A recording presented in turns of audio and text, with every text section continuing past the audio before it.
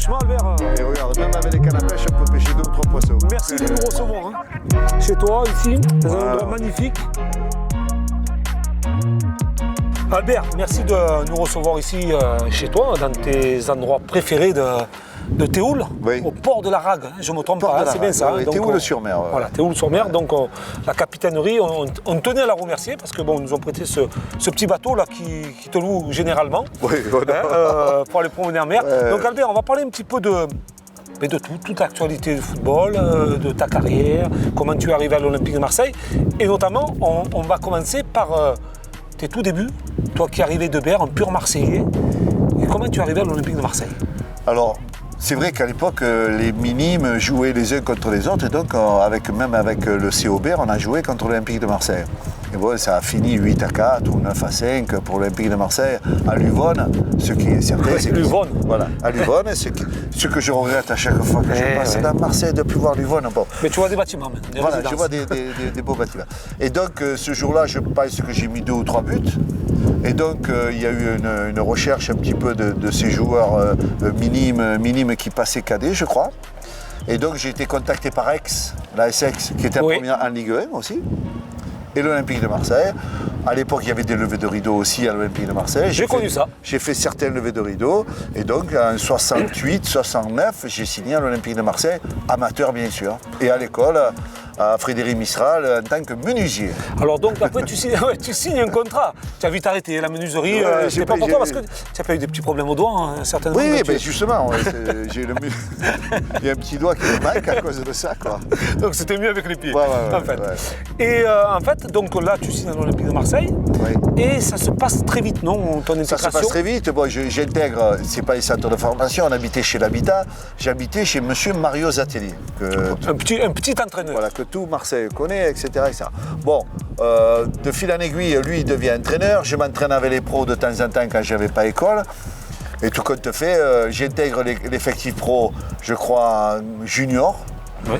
Et on jouait quand même avec l'équipe 2, mais en junior, je m'entraînais déjà avec les pros. Et donc je m'entraînais avec Jean-Paul Escal, Gueniche, Tasson, Fiavo, Joseph. Il n'y avait pas les Novi, il n'y avait pas les Novi, Bonnel. Bonnel, Novi. La grande équipe, quoi, en fait. Odoul, etc., etc. Celle qui gagne la Coupe de France, 69. Et Didier Kouekou? Non, ça c'est après. C'est un petit peu après. C'est après. Après, donc, et nous, on n'avait pas de contrat stagiaire ni d'aspirant. Oui. Donc, pour signer pro, il fallait faire plus de 15 matchs en pro. Ah, ça, c'était la charte. C'était la charte. Donc, j'intègre l'effectif pro 71-72, et là, en 72, je fais plus de 15 matchs. Donc, à partir de 72, j'intègre l'armée, mais je signe pro. Voilà.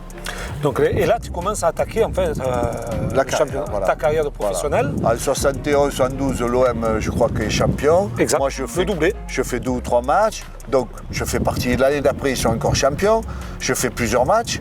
Et après, bon, la suite, c'est que les Scoblar, les Manusson, toute cette grande équipe, bon, elle nous a quittés. Après, il y a eu l'époque des Brésiliens. Oui, Paulo César, Jairzinho. Où on a fini quand même second. Il y a eu l'époque aussi des Yazaldé, où on a gagné la Coupe de France en 1976. Une pensée pour Yazaldé, qui est décédé le pauvre. Bien sûr. Et il y en a beaucoup, malheureusement, qui sont décédés quand on arrive à cet âge-là. Mais bon. Et Raoul Nogues. Avec Raoul, qui est toujours sur Monaco. On se croise de moins en moins, mais il est toujours là aussi. Qui j'ai eu aussi, j'ai eu Boubacar au téléphone. Bon, voilà. Là, tu signes 3 ans à l'AS Monaco. Oui. Et j'ai presque envie de dire que ça t'a lancé ta carrière en première division, mais surtout aussi la carrière internationale. Oui, la carrière internationale. J'ai marqué des buts. Ça a été plus ou moins une grande réussite. Après... C'est là où tu as eu la plus grande réussite du côté de l'AS Monaco? Non. Où tu as été en fait le plus performant? Je l'ai été en fin de carrière à Marseille. Malheureusement, j'ai été blessé sur la fin.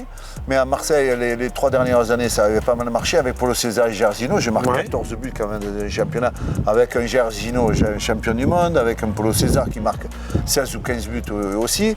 Petite attaque, Oui. Petite attaque. Ouais, on avait quand même 2 champions du monde à ses côtés. Donc, on marquait pas mal de buts. On a fini second. On a fait une belle épopée en Coupe de France qui s'est mal finie au parc. Et après, on a pris Yazaldé, on a gagné en 1976 la Coupe de France. Mais après, tu as gagné quelques titres quand Après, même, petit Albert. à petit, ça s'est un petit peu dégradé. Après, je suis parti à Monaco, on a été 3 fois 3e, on a gagné une Coupe de France aussi en 81. Je suis parti à Lyon. Oui. À Lyon, ça s'est bien passé sur le plan personnel, moins sur le plan collectif au niveau de l'équipe, donc je suis parti. Mais en fait, pardon Albert, Lyon, on sait toujours qu'il y a quand même une certaine difficulté, les joueurs extérieurs, à pouvoir s'incorporer. On le voit encore maintenant, hein. Mathieu Valbuena m'en parlait quand on a fait une interview. Ouais. C'est difficile quand on n'est pas lyonnais. Bon, c'est encore plus difficile aujourd'hui parce qu'il y a un centre de formation très performant, Ouais. où les jeunes arrivent quasiment tous en même temps. Et il y a un petit peu des clans, entre guillemets. Ouais, Bon, on a connu ça un petit peu à l'époque, partout, hein. il n'y avait pas trop de Lyonnais. Il restait Serge Chiesa. Oui. Il y avait le départ de Jean Tigana qui était parti à Bordeaux à l'époque. Il y avait une équipe qui était compétitive. Mais disons que, plus ou moins, moi, je voulais me rapprocher du Sud.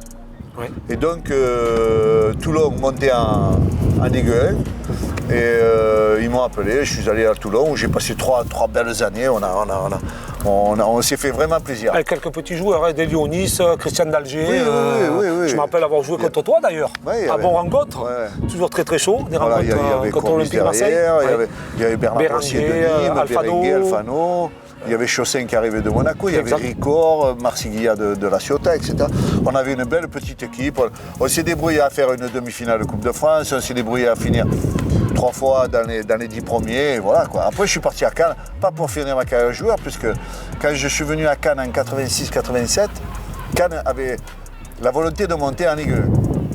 Ils n'étaient pas montés depuis 40 ans. Et ils ont pris, on peut dire, des joueurs matures comme Primorac, Savic, Moisin, Ouais, je me rappelle bien, ouais. Sassus, Morisseau, moi-même. Des joueurs de première division Voilà. quand même, Albert. Et donc on est monté. Ouais. On est monté, on a fini champion aussi, on est monté. Et on est resté, moi je suis resté jusqu'en 90 à Cannes, mais j'ai arrêté ma carrière à 88-89 avec Jean Fernandez. J'ai commencé à devenir entraîneur adjoint et entraîneur de l'équipe 2 avec Cannes. Et quand Jean Fernandez il est parti à Nice, il voulait que j'aille avec lui, je suis parti avec lui. Lui, il a fait 6 mois après, il est venu à l'Olympique de Marseille. Ouais. Parce qu'il y avait la Coupe d'Europe, il y avait l'AC Milan, et comme il connaissait plus ou moins. Et qui voyageait beaucoup Voilà. aussi. Et Il a fait donc, tous les stades du monde. Il avait récupéré avec, je crois que c'était déjà avec Goethals. Et moi, je suis resté à Nice pendant 8 ans ou 7 ans. Alors ta carrière de joueur, on va terminer là-dessus. Quel est ton plus beau souvenir? Dans quel club? Ce que tu retiens qui t'a vraiment marqué de ta carrière de footballeur? Il faut bien se rendre compte qu'en 68-69, le football n'était pas le même que maintenant. Mais il n'y avait qu'un club en France qui ressemblait à des équipes de maintenant, qui ressemblait à un club de maintenant, c'était l'Olympique de Marseille. Il y avait toujours 35 000 personnes, Eh oui. avec des hauts et des bas. Dans ce vieux stade Vélodrome, Voilà, cette dans piste. voilà, etc. et ça. Alors c'est pour ça qu'on était toujours attirés par ça. Moi j'en ai la chair de poule. Quand, le premier match que j'ai fait, je crois, c'est en 71, 72. Quand je rentre contre Bordeaux à 10 minutes de la fin, je dis mais où je suis quoi. C'est le rêve de l'enfant. Voilà, c'est un le rêve de l'enfant. jouer. Voilà. C'est pas tellement de devenir pro, d'être C'est l'OM. privilégié de la vie, c'était de jouer avec l'Olympique de Marseille. Il y avait 4 matchs télévisés dans l'année, il y en avait 2, c'était l'Olympique de Marseille. On jouait, ceux qui ont eu cette chance-là, à cette époque-là, on jouait dans un des meilleurs clubs d'Europe. Encore bien plus pour un Marseillais comme toi. Voilà. Par contre, c'est vrai qu'on s'est aperçu très vite que quand on jouait contre la Juventus en Coupe d'Europe, on gagnait quand même à domicile, même si c'était à Lyon parce que le terrain était suspendu. Et on en a pris 3 là-bas. Que l'Ajax, on les a fait douter, mais on en a pris 4 là-bas. Que le FC Cologne, avec toutes les stars allemandes, on a gagné à la maison, mais on en a pris 5 là-bas. Que le football, c'était En vraiment fait, à difficile. domicile, le Vélodrome, c'était une forteresse. en fait. C'était une forteresse. Ce public nous poussait et on était à la hauteur des événements. Oui. Sauf à l'extérieur, où à l'extérieur, cette mentalité de la gagne, eh bien, les Français, on n'arrivait pas encore à la voir. Ouais, ça, c'était vraiment quelque chose d'important Voilà. parce qu'on sentait aussi cette ferveur autour de cette équipe marseillaise. Le public était... En fait, c'était... J'ai presque envie de dire que le public était des joueurs aussi. Ils vivaient le match à 300%. Ben, il faut se rappeler que quand Keita il est venu faire son premier match avec Saint-Étienne, la barrière elle est tombée. Et voilà, il y avait 8000 personnes qui étaient dans le stade, mais surtout sur le terrain. Voilà. Ça c'était ta carrière de joueur, les bons souvenirs. Tu as quand même été en équipe de France, Albert. Oui. Tu as eu 8 sélections, tu as marqué un but. J'ai été avec certains joueurs aussi très connus. Oui, il y a Michel Platini, même. Qui débutait. Le premier match. Le premier match, l'anecdote, elle est très simple. Il y a Henri Michel, qui lui aussi malheureusement est décédé. On est dans les 18 mètres adverses et on a un coup franc indirect. Les deux qui tiraient les coups francs, c'était Henri Michel et moi. Mais le jeune Platini, il nous dit, écoutez, moi si vous voulez, je le tire, mais je le mets au fond. Ah, comment ça, en plein match? Comme ça. Il arrivait quel âge il avait là? 20 ans? Il avait 20 ans. Il arrivait de Nancy-Lorraine. Ouais. Et donc, alors, avec Henri, on se disait, mais qui c'est qui va y passer le ballon? Alors Henri me dit, écoute, Henri Michel, il me dit, tu lui passes le ballon, il tire. Voilà, j'ai poussé le ballon, il a frappé, il a mes lunettes. Et là, de suite, vous avez compris voilà, que c'était on s'est reculé. Après, on a dit, bon, les coups francs, c'est pour toi, on peut tirer les corners. Ça va. Ah, c'était vraiment c'était déjà le king, inculqué de dire non, mais le patron, c'est moi, je propose. Il le faisait par insouciance, mais pas par prétention ou être un fanfaron. Il reconnaissait ses qualités en fait. Et nous, on reconnaissait les siennes. Et oui, aussi. Voilà. Ah, ça a été, tu as connu Jean Ticana qui débutait aussi. Oui. Aussi, qui a commencé avec toi. Qui était, bon, il est pas très jeune, Jean, mais... Non, il a 60, il doit avoir 2 ans de moins que toi, peut-être, un truc comme ça. Moi, j'ai 66, il doit avoir 62 ou 61. Ouais. Il est de 55, exactement. Eh ben voilà, il est 2 ans. Bon, c'est un joueur qu'on a vu arriver, bâtonné, etc. Quoi. Et ton premier but? C'est contre le Luxembourg. Et là, on le voit sur Wikipédia, c'est un super but. Mais moi, j'ai dit, voilà, je n'ai pas marqué beaucoup, mais je n'ai marqué des beaux. Tu as marqué, merde. Tu as marqué. Est-ce que tu as gardé un petit peu les maillots des souvenirs de l'équipe de France? Tu gardes plus, tu n'es pas nostalgique un petit peu de tout ça? La seule chose que, plus ou moins, j'ai fait plus de 450 matchs en Ligue 1. Avec une année en Ligue 2, j'ai marqué plus de 110 buts ou 120 buts, tout pas confondu. Trop mal quand même, hein. Voilà, et j'ai pris énormément de plaisir. Toi, le football, pour toi, c'était un jeu, en fait. Ah, c'est pas le business d'aujourd'hui, c'était la passion, le jeu.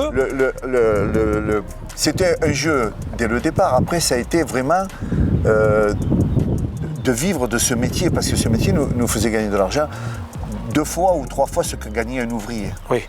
Ni plus ni moins. 2 ou 3 fois. 2 ou 3 fois. J'en ris parce que là, tu es en train de nous dire que tu as gagné de l'argent, mais si le gars touchait à l'époque 5 000 francs, oui, on touchait, tu touchais 10 000 francs. Voilà, pas c'était énorme. Hein. C'était énorme. C'était énorme. Et vous étiez les plus heureux du monde. Et c'était une qualité de vie, importante. Écoute bien ça. Hein. Écoute bien ça. Hein. Et surtout les primes. Les primes étaient très importantes. Quand on faisait le cahier des primes ou le cahier des charges pour les primes de début de saison, d'abord on n'était tous pas d'accord parce qu'on voulait toujours plus. Oui, parce que ça nous faisait un double salaire après. Oui. Nous, quand on perdait des matchs pour le club, mais on perdait des matchs aussi pour nous.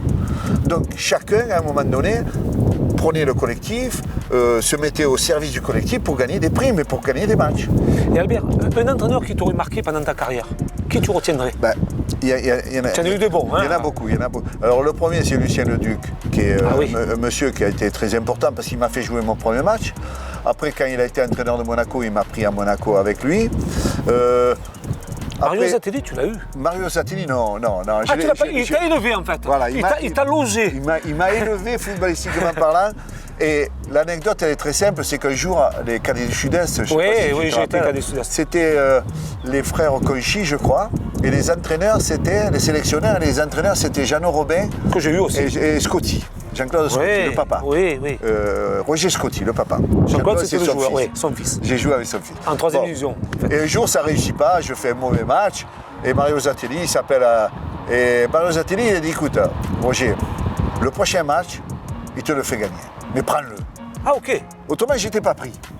Ok, et Mario Zatelli, il a été aussi au départ de ma carrière. Et c'est là qu'il faut connaître les bonnes personnes.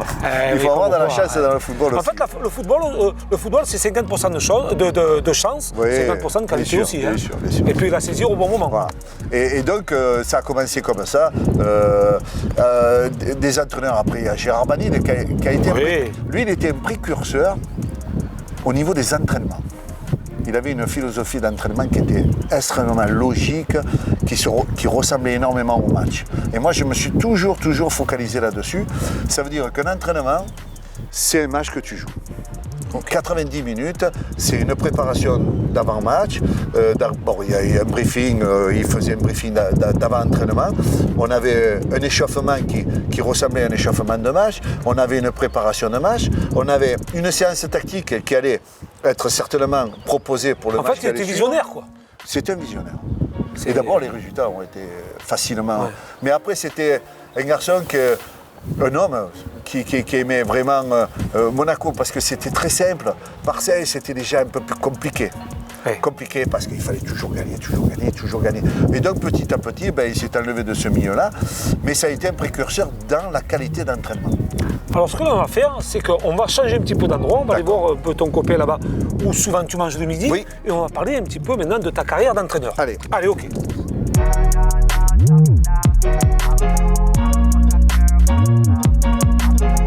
C'est la deuxième étape de ta vie, parce que le football c'est quand même ta vie. Tu nous as expliqué ta vie de joueur, maintenant ta vie d'entraîneur. Tu as fait beaucoup de clubs aussi, on va commencer par Cannes en tant qu'adjoint, Nice, tu as fait 2 fois Nice, Toulon, l'Égypte, et t'en as l'OM à plusieurs reprises, la réserve de l'Olympique de Marseille. Comment tu as géré toute cette situation en fait, d'entraîneur? D'abord, la première situation, c'est que je ne sais pas si j'étais, comment on pourrait dire... Programmé pour devenir entraîneur. Joueur, je ne dis pas sans fausse modestie, peut-être. Surtout quand on est enfant, joueur, on a toujours l'ambition de pouvoir jouer à l'eau. Mais entraîneur, je doute. Mais petit à petit, je me suis rendu compte qu'à chaque fois en finissant ma carrière de joueur, je prenais beaucoup part à des discussions tactiques, à avoir une relation avec les joueurs avec qui je jouais même. Sur la fin de ta carrière? Sur la fin de ma carrière. Et je m'impliquais beaucoup plus. Et de là, mais c'est rentré petit à petit. C'est pas venu une passion vraiment. Brusquement en fait. Voilà. Je dis c'est pas programmé. Mais petit à petit, je suis rentré dedans et bien rentré dedans. Surtout avec Jean Fernandez, qui est un passionné, qui est un amoureux du football, et qui est, comment on pourrait dire, à un moment donné, il vous parle tellement de football que vous passez football 24 heures sur 24. Il est reconnu pour ça d'ailleurs. Et je pense que c'est lui qui a raison, parce que je pense que tous les entraîneurs du monde, ceux qui sont vraiment dans cette passion-là, ils ne peuvent pas essayer à autre chose que du football. Donc, dès que j'ai fini, j'ai commencé à travailler avec lui, mais j'étais encore joueur dans ma tête. Donc, j'entraînais, mais j'étais... Entraîneur-joueur en fait. J'étais presque entraîné par l'entraîneur. Et après, petit à petit, je me suis rendu compte qu'il faut se détacher totalement de cet aspect-là, de plus jouer et de rentrer vraiment dans le management. Merci Franck. Merci Franck. Comment ça va? Ça va. Merci de nous recevoir. Merci au superbe établissement. Bistrot de la Rague. Le bistrot de la Rague, exactement. Vraiment, merci. T'es où là? Ne confonds t'es où? pas. Non, mais je comprends pas du tout. T'es où là? T'es où? On va commencer avec une petite planche de poule qui va arriver. Ah, super. Juste grillée. C'est pas beau ça, juste... On va se partager ça. Petit encas. de vous recevoir. Merci Franck. Merci à vous. Merci à vous. C'est super sympa. Et donc, petit à petit, avec Jean Fernandez, j'ai pris l'équipe 2. Parce que je voulais vraiment connaître les aspects terrain, le protocole qui débutait et qui finissait par le match. Voilà, d'entraîneur. Une démarche d'entraîneur, c'est de se lever le matin, de dire voilà, on va jouer contre qui, comment on va jouer, avec qui on va jouer, comment on va faire l'équipe, etc., etc. Et ça, c'était quelque chose qui commençait à me passionner aussi. Alors donc, je me suis penché sur l'équipe 2. Et après, c'est parti petit à petit. Et je me suis retrouvé à Cannes dans des situations où Jean Fernandez me laissait travailler avec l'équipe 1. On est parti à Nice avec Jean. Jean est vite parti à Marseille. Et donc je me suis retrouvé à Nice, entraîneur de l'équipe des moins de 17. Pardon. Et après je me suis retrouvé entraîneur de Ligue 2 avec les 2 poules. Je sais pas si. J'ai joué les 2 poules, on était vice-champion de France, notamment à l'OM. Et donc, les 2 poules, la première année, on finit 3e, on joue les barrages. Malheureusement, on est éliminé. Santé, hein?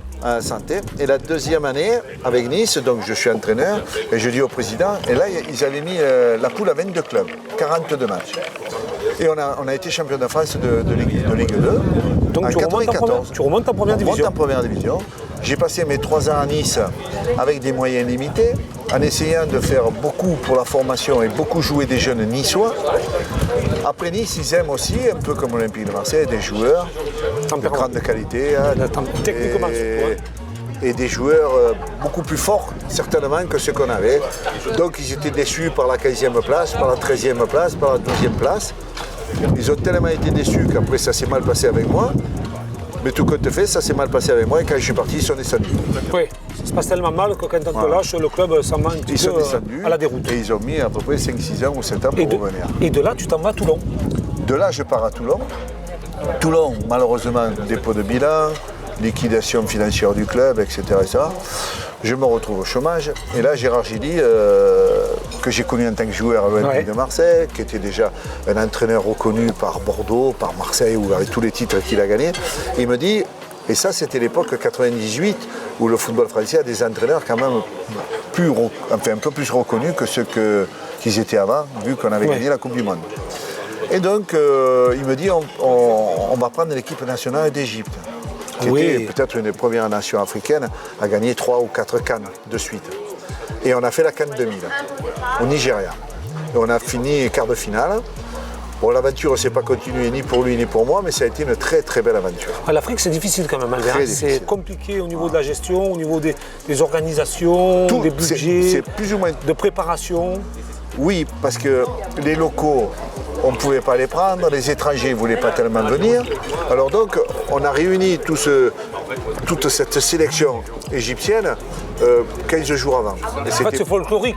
Non, c'est pas tellement folklorique. C'est qu'ils ont des principes, c'est chez eux, ça leur appartient. On ne va pas changer toujours toutes les habitudes qu'ils ont prises depuis des millénaires. Donc, avec Gérard, on s'est fait tout petit, mais on a essayé de faire notre boulot. On était en quart de finale, ce qui est moyen pour l'Égypte. Voilà, c'est pour cette nation-là, parce que c'est une belle nation du football. Mais par contre, ce qui a été bien pour nous aussi, c'est que quand on est rentré en France, moi je suis rentré à l'Olympique de Marseille, donc en 2000, avec Casoni qui était entraîneur qui avait remplacé Roland Courbis, avec Eric Dimeco Marseille qui était directeur sportif, etc. Et donc je suis rentré au club responsable du centre de formation et entraîneur de l'équipe 2. Et je suis resté pendant plus de 10 ans. Là. Donc après en 2001, bien sûr, toutes les étapes de cet Olympique de Marseille, il y a tellement de hauts et de bas, de chamboulement à droite et de chamboulement à gauche, qu'on devient entraîneur. On devient entraîneur de l'équipe 2, de l'équipe 3. On devient adjoint, on devient entraîneur principal. Après, on fait le recrutement. Alors, juste Albert, une parenthèse. Ouais. Tu as connu Christophe Galtier. Bien sûr. En tant qu'adjoint, tu as été ton adjoint. J'ai travaillé avec lui. Et tu sais, juste un petit mot sur lui, puisqu'il va avoir les trophées des meilleurs entraîneurs, des meilleurs joueurs. Il est cité comme le meilleur entraîneur de France. Ouais. Est-ce que toi, tu le ressentais déjà ? C'était ses débuts en fait. L'expérience qu'il a eue aussi, c'est de bien travailler en tant qu'entraîneur adjoint avec Perret. Mais je pense que c'est même lui qui a porté à Perret. Oui, un plus. Voilà. Et il a travaillé à Lyon, qui est un grand club aussi. Ah oui, ils ont fait doubler. Hein. Et oui, et là, à partir de là, il a pris conscience que ce métier, il y a beaucoup d'exigences, mais il y a beaucoup de management, il y a beaucoup de reconnaissance vis-à-vis du club, vis-à-vis des joueurs, savoir où on est, comment on est, vis-à-vis du public, quel public c'est, etc. Et ce garçon-là, il s'est adapté. On dit que les Marseillais, tant ça peut, on fait que parler. Je veux t'entendre dire, c'est important. On fait que parler, etc. Je pense qu'il le mérite et les Marseillais méritent que lui il soit aussi meilleur entraîneur parce qu'il y a des très bons éducateurs à Marseille, de très bons entraîneurs. Alors ça c'était la petite parenthèse. Ouais. On continue sur ta carrière d'entraîneur et là ça arrive l'Olympique de Marseille. Voilà, l'Olympique de Marseille avait des hauts et des bas. Ouais. La seule chose il faut s'imaginer que on n'est pas beaucoup de Marseillais à travailler à Marseille. Dans le club. C'est bien dommage d'ailleurs. Oui, c'est bien sûr. C'est bien dommage. L'identité marseillaise a un peu disparu. C'est que quand on regarde le public marseillais dans les tribunes, alors je ne parle pas d'une tribune Jambouin où peut-être il y a 20 personnes, mais dans toutes les autres tribunes, qu'est-ce qu'il y a ? Il y a des Marseillais. Oui. C'est les filles, c'est les petits-fils de ceux qui venaient en 70, 80, jouer, en fait. Voir l'équipe de Boli, etc., qui ont été champions d'Europe. Et chaque fois, c'est toujours les mêmes. C'est les mêmes familles, les noms ne changent pas, les prénoms changent parce qu'ils sont plus jeunes maintenant, mais ils sont tous amoureux de l'Olympique de Marseille, quoi qu'il en soit. Alors donc, on s'est retrouvé à l'Olympique de Marseille avec José Anigo, que tu connais très bien. J'ai un très très très grand respect, une très grande amitié pour lui. Et donc on s'est retrouvé là et on a essayé de faire un petit bout de chemin à l'Olympique de Marseille. Mais le petit bout de chemin a mené à beaucoup de choses positives quand même. Oui. Des recrutements de jeunes qui ont fini par être vendus à Arsenal, qui ont été vendus... Là, tu parles de Flamini. Je parle de Flamini, mais je parle aussi de Flamini. Qui c'est qui l'a fait jouer en premier? C'est toi? C'est José Anigo. José, toi. José Anigo en Coupe d'Europe. Et l'équipe, elle est allée en finale. Voilà. Après, c'est Samir, après, c'est Mboula, il y en a beaucoup. Il y a la recherche de Franck Ribéry aussi qui vient de Metz, Oui. que vous avez été récupéré. Mais c'est Valbuena. Valbuena, allait Libourne. le chercher à National. Ah oui. Ça a été la première année un petit peu de patience, de nervosité parce qu'il était très pressé de le jouer. Mais tout compte fait de le préserver comme ça, on y a fait faire une belle carrière. Ah, une excellente carrière. Voilà. Mathieu, et puis surtout, il a fait de grandes choses. Hein. Mais l'Olympique de Marseille, ce qui est important, c'est que moi j'étais entraîneur pendant 1 an et demi de l'équipe 1, on a fini second et on a fait la finale. Qualification pour la Ligue des Champions. On a fait la finale à la Coupe de France, malheureusement qu'on a perdu. Et tout compte fait, tout le monde sait qui je suis par rapport à ces 1 an et demi. Ah oui, non, mais c'est Pour vous dire que l'impact de l'OM, en fait. l'impact en France, hein, Oui. en France, et même de partout, Oui. mais en France surtout. Je me rappelle d'une tournée au Maroc avec l'OM, où on était avec vous, notamment avec une autre chaîne, avec qui je travaillais, l'impact que tu avais à Marrakech pour cette équipe de l'Olympique de Marseille. Exactement. Donc, Je ça me aussi, rappelle de ça aussi. C'était On est allé à Dubaï avec les Ribéry, que lui, il a pris le bus. Raconte-nous un petit peu Ben, cette il histoire. a pris C'est le sympa, bus. les gens ont besoin de savoir un petit peu ce qui se passait. Le chauffeur, il a eu La frayeur de sa vie. Non, il a oublié d'enlever les clés et le bus était en marche. Il est monté dedans. Il a passé la première. Malheureusement, il ne s'est jamais arrêté le bus. Oh, il en a fait d'autres. Quelques petites histoires un peu pétillantes de tous ces joueurs que tu as pu voir lui, évoluer. quand on parle de lui, pour un entraîneur, c'est un billard. C'est ben une oui. merveille d'avoir un joueur comme lui. C'était un. Quand tu fais un entraînement pour 25 personnes, si tu as 4 joueurs qui veulent te casser l'entraînement, ils te cassent Oui, l'entraînement. absolument. Oui. Mais par contre, si tu en as un Qui met l'ambiance. qui veut que ton entraînement réussisse, c'était Franck Ribéry qui te le faisait réussir. Alors au-delà de la personnalité de Franck Ribéry, qu'on connaît tous, qui est un joueur, une personne un peu farfelue dans ses propos, tout ça, merci beaucoup Franck. Merci. C'est un joueur qui a apporté beaucoup à un entraîneur. Ben oui, énormément. C'est pas qu'il était. Il pouvait être moyen, jamais décevant, mais jamais calculateur. Quand il rentrait sur un terrain, Pas d'arrière-pensée, en fait. jamais d'arrière-pensée. C'était quelqu'un qui se donnait à fond pendant 90 minutes, avec des hauts et des bas. Nous, il avait des hauts, mais de très hauts, et il a fait gagner des matchs. Beaucoup de matchs. Albert, tu as eu des joueurs quand même qui sont passés par l'équipe de France, par des équipes étrangères aussi, l'équipe nationale. Qui est le joueur qui t'a le plus marqué dans ta carrière d'entraîneur? Avec qui tu t'es régalé? Beaucoup. Moi, j'ai beaucoup aimé Nasri. Non, Non, mais moi, je l'ai beaucoup aimé parce qu'au départ, c'était un garçon très talentueux, mais très casse-pied. Vraiment casse-pied. exigeant peut-être aussi, non? Non, mais casse-pied. Casse-pied, ça veut dire qu'à un moment donné, tout devait passer par lui. Mais il était jeune, il avait 15 ans, il avait 16 ans. Et petit à petit, le football l'a mûri, a fait quelque chose d'important, puisque même si, éventuellement, personne dit Nasri, etc. Il a été en équipe de France, il a été champion avec Arsenal, il a été champion avec Manchester City, il continue sa carrière de joueur de football. Parti en Espagne. Moi, je trouve que c'est un garçon qui a beaucoup mûri et qui, moi personnellement, a été très sympathique après que j'ai été viré de l'Olympique de Marseille. Il a eu des mots justes et des mots gentils. Alors souvent, on a tendance à dire qu'un entraîneur fait progresser un joueur. Mais est-ce que toi, tu as des joueurs qui t'ont apporté quelque chose en plus pour te faire progresser, dans ta carrière d'entraîneur? Des joueurs comme... Sur le plan tactique, sur le plan oui. individuel, sur l'animation. Mais par exemple, on réfléchit sur Lorik Sana. Lorik Sana, c'est un joueur qui a un énorme tempérament. Et il fallait vraiment le canaliser. Mais si jamais tu arrivais avec lui à avoir une complicité, ça veut dire que lui, il pouvait t'enflammer un match. C'était ton relais. Mais au bon moment. pas quand il voulait lui, quand je voulais moi. Ok, et ça, d'accord. c'était important. C'est des messages que vous aviez entre Voilà, vous, ça? c'était important. Calme le jeu, lui, calmez le jeu. Les 2 passes derrière, c'était pour ralentir un petit peu le jeu, pour faire souffler nos attaquants. Mais quand il fallait accélérer, il accélérait le jeu. Ça, c'est des joueurs qui font progresser un entraîneur parce qu'il y a un beau relais dedans. Par exemple, avec Franck, c'était peut-être impossible de le faire. Oui. Parce que Franck, il prenait le ballon, Plus il allait foufou. devant. Toujours les devant. Toujours vers l'avant, vers l'avant, vers l'avant. Mais après, il y a des gars comme Niang, Abidjan, Pagis. Michael Pagis. même Maoulida. Djibril Cissé. Djibril, oui. Que tout le monde dit Djibril, il est farfelu. Moi, il je est- les ai au téléphone souvent. Maoulida, il est éducateur à Nîmes. Oui, il a moins de 19 ans Voilà. d'ailleurs. Quand il m'appelle, salut coach. Il y a toujours cette, Toujours. cette façon de dire coach, coach, Toujours. coach. Cette relation-là. Voilà. Et pourtant, comme je dis, moi, ma programmation, c'était peut-être d'être joueur de football, d'être entraîneur. Ça a été sur le tard, avec des lacunes certainement, mais avec beaucoup de plaisir parce que j'ai eu la chance de faire quelque chose que tout le monde aime faire ou aimerait faire. Oui. Mais voilà. Surtout Mais, à Marseille. Et surtout à Marseille. Alors bon, après, alors qu'est-ce que le résumé de tout ça, c'est quoi? D'abord, je suis un Olympien et je pense être un vrai Olympien parce que quelqu'un qui a travaillé comme j'étais coursier à l'Olympique de Marseille, hein. C'est moi qui ai amené. oui. Oui. Ah, tu as mené le courrier en fait. Oui, à vélo.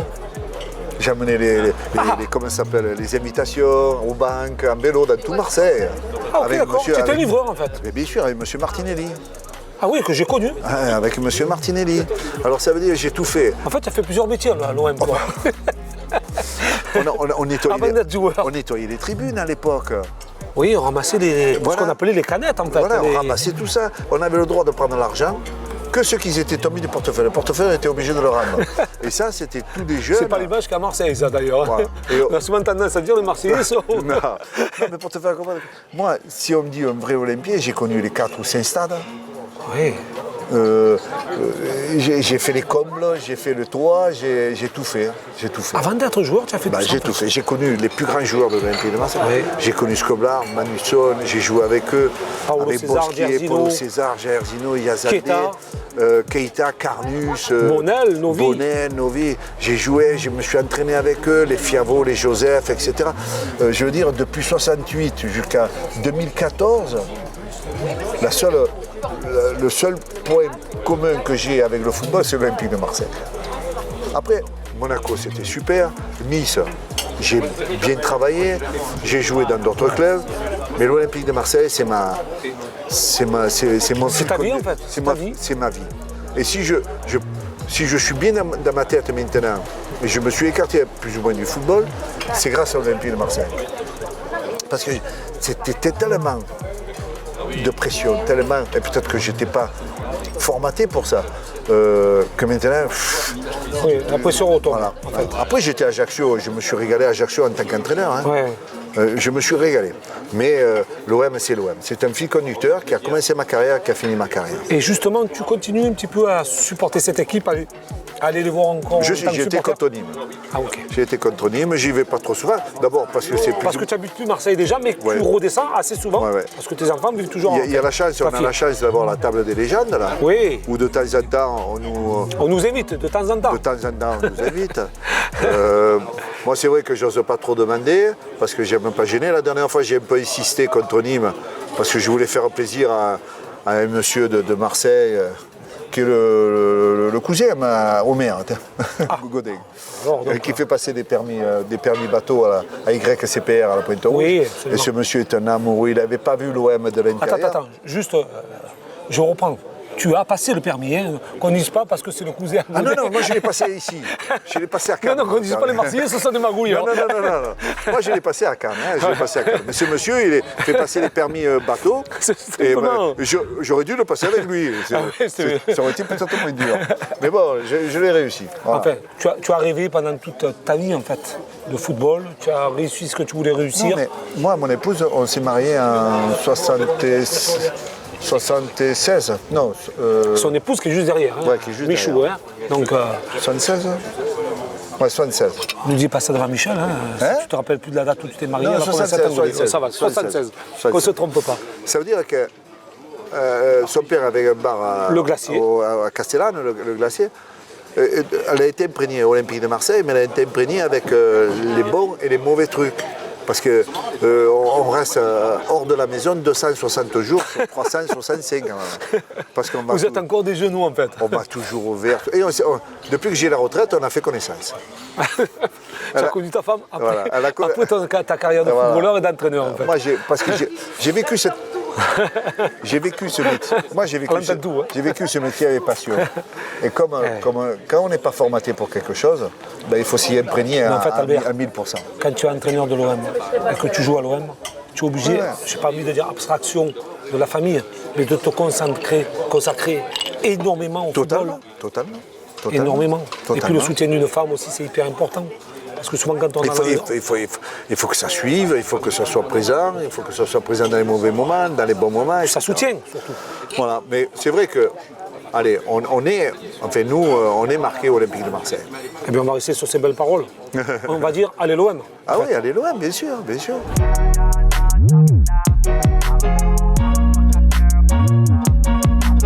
Albert, on va profiter que tu nous as bien reçus de parler un petit peu de l'actualité de l'Olympique de Marseille aujourd'hui. Ce que tu ressens de ce club, comment le club est géré, comment tu le perçois en fait. Je pense qu'il repart souvent de zéro. Quand je dis de zéro, c'est un mauvais terme. Il repart toujours dans des périodes d'adaptation. C'est vrai que le nouveau président de l'Olympique de Marseille est arrivé il y a 1 an et demi, 2 ans. 2 ans et demi. 2 ans et demi, pardon. Et en 2 ans et demi, on ne peut pas créer un club. Pas encore. C'est très difficile. C'est difficile, mais alors tu vois, tu me parles que c'est difficile, mais on a entendu des propos de communication, notamment d'Hérault, le président de l'Olympique de Marseille, de parler beaucoup de sociétés, d'aller se renseigner auprès de sociétés, mais ça reste quand même un club de football. Non, mais quoi qu'il en soit, que ce soit société ou pas, quoi qu'il en soit, c'est l'équipe 1. La Ligue 1, c'est l'équipe 1 de l'Olympique de Marseille qui fait le club. C'est la locomotive. L'Olympique de Marseille, quand vous avez une pyramide, la pyramide d'en haut, c'est l'équipe. C'est l'équipe. Et certainement aussi un grand président. Ça, c'est important aussi. C'est important aussi. Pourquoi ? Parce que tout ce qui est en dessous, il faut que travaille pour que ces deux choses-là pérennisent le club, soient toujours en avance sur les autres, etc. Que ce soit pour l'équipe ou que ce soit pour le côté club, comme tu dis, société. Mais une société, moi, maintenant en connaissance, je ne pense pas qu'un club de football de Ligue 1 gagne de l'argent. C'est très rare. Voilà. Moi, surtout en France. Il faudrait vraiment qu'on m'explique comment ils peuvent gagner de l'argent. Mais... Alors, à partir de là, si on ne peut pas gagner de l'argent qui est à la disposition du club, il faut qu'il soit au profit de l'équipe. Mais surtout, si on n'en gagne pas, d'en perdre un minimum. C'est ça qui est important. Oui, c'est certain. Mais pour en perdre un minimum, c'est pour ça que je te parlais de notre président, Hérault, qui disait je me renseigne auprès des sociétés.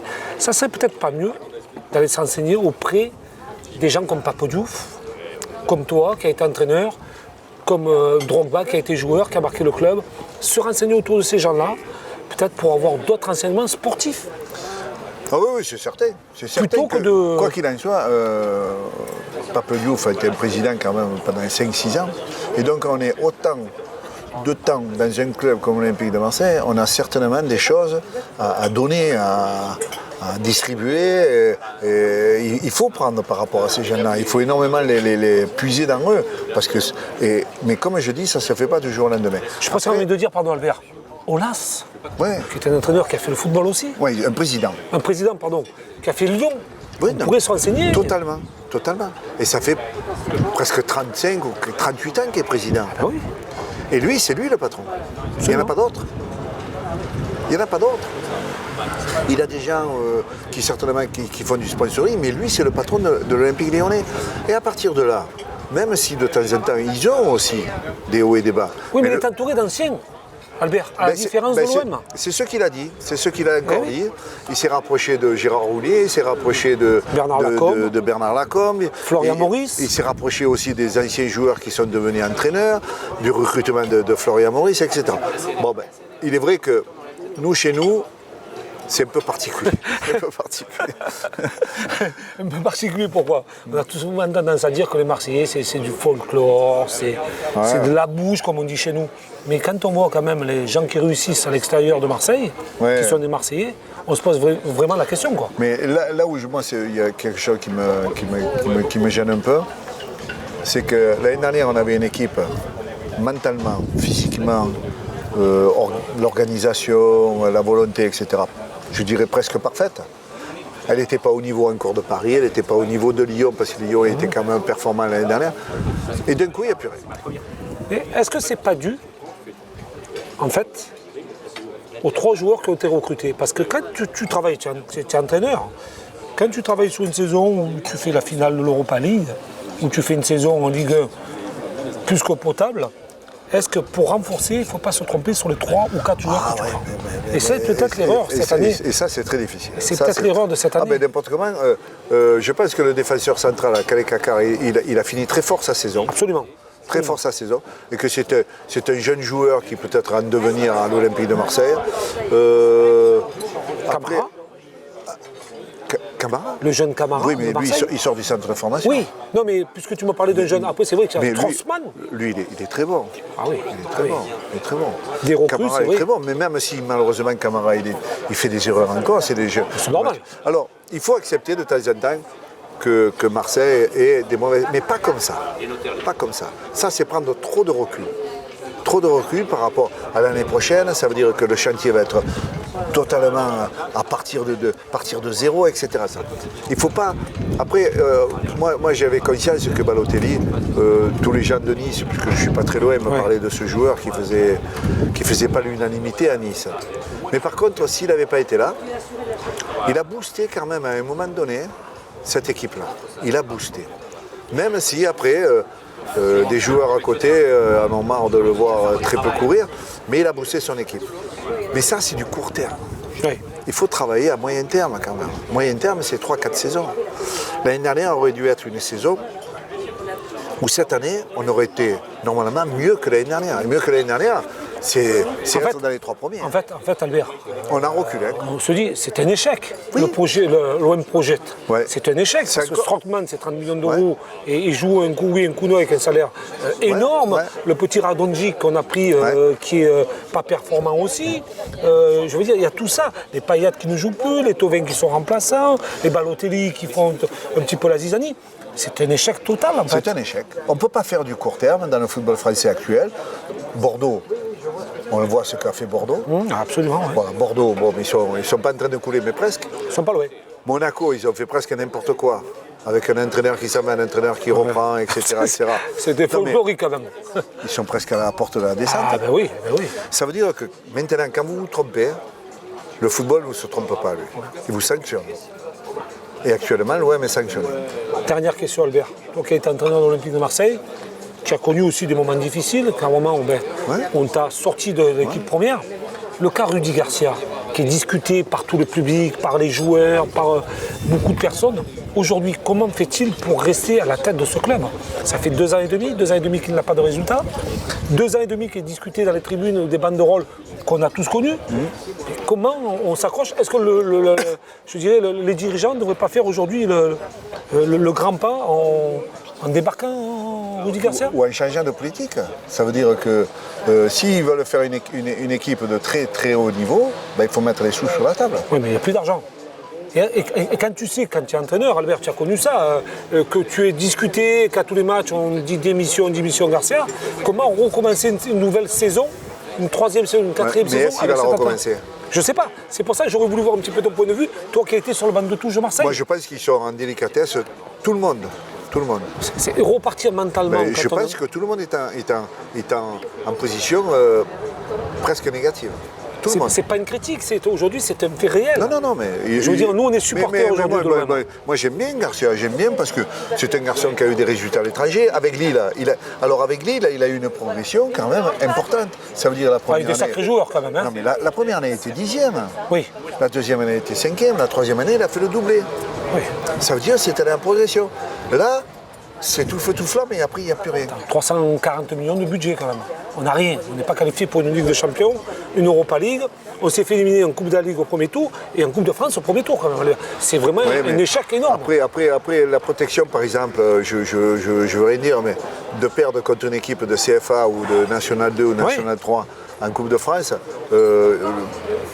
personne n'en a parlé. Ouais, mais en fait, ils arrivent tout le temps à étouffer ces genres de situations. La remise en cause ou l'effet de dire là c'est un échec important, ça minimise beaucoup de choses. Et les joueurs, si vous les protégez trop, un joueur, plus il a peur, mieux il joue. Ok. Ça veut dire qu'il va se motiver 2 fois plus, il va travailler 2 fois plus, etc. S'il n'a pas peur, il jouera en dents de scie. C'est comme ça. C'est comme ça. Parce que là, si on regarde les résultats, les qualifications, on n'a plus rien. On se rend compte que la saison arrive, il ne reste plus que 2 matchs à jouer. Donc on va se rendre compte rapidement parce que Garcia, c'est lui qui devra faire le recrutement et être viré 1 mois ou 2 mois après. Ça va repartir une nouvelle fois de zéro. Je pense qu'il a assez de logique et assez de personnalité et assez de... On ne se trouve pas dans une impasse aujourd'hui entre le président et Garcia? L'impasse, elle est simple. Les deux, si à un moment donné ils sentent qu'ils ne pourront pas retravailler normalement le 24 juin ou le 25 juin à la reprise de l'entraînement, ils partiront les deux. Tu penses? Oui. Tu penses qu'il est capable, Rudy Garcia, de dire moi je m'en vais? Je pense qu'il est Parce que capable. là, il s'est bien accroché quand même aux branches. Il est capable de le faire.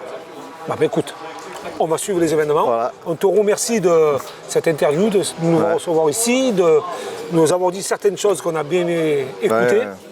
Écoute, bon appétit. Hein. Alors, bon appétit. Des bons petits poulpes, on va se régaler. Voilà. Merci Albert.